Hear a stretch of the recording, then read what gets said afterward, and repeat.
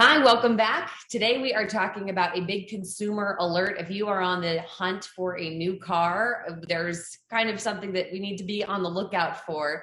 So we're bringing in Steve Budin, financial analyst. Thanks for joining us, Steve. Good morning. So you're talking about flood damaged vehicles and the potential that those are being resold and out on the market right now. What should we be looking out for? This is not only a financial issue, this is also a personal safety issue. So this is pretty important.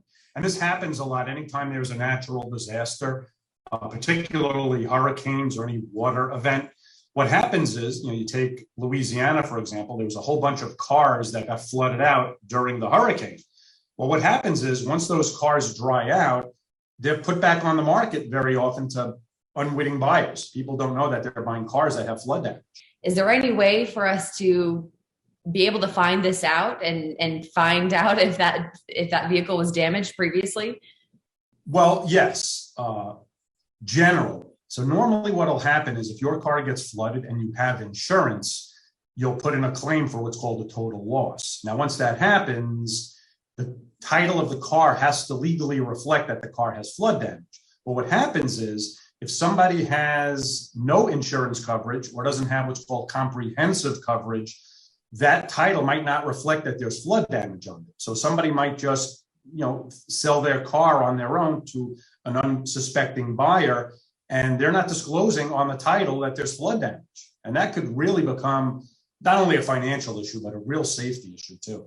Someone is suspicious, the background of a vehicle that they're buying, if it's used, what should they be doing to make sure that it is safe? There are three real simple things that could at least help you protect yourself. Number one, you could order what's called a vehicle history report. And if you get the car's VIN number, the identification number, you can run it through the various databases and you can check the car's title. Again, that's assuming that that car had insurance on it. And number two, use a reputable car dealer. A lot of the car dealers in town that are reputable will undertake that investigation because they may or may not have some legal liability there as well.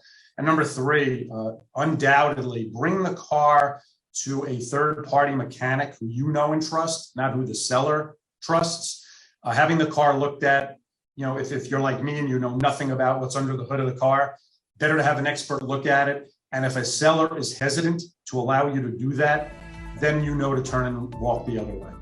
All right. Thanks for the advice, Steve. That's all the time that we have for today. And we'll post more of this on our website, KTNV.com. We'll be right back after this.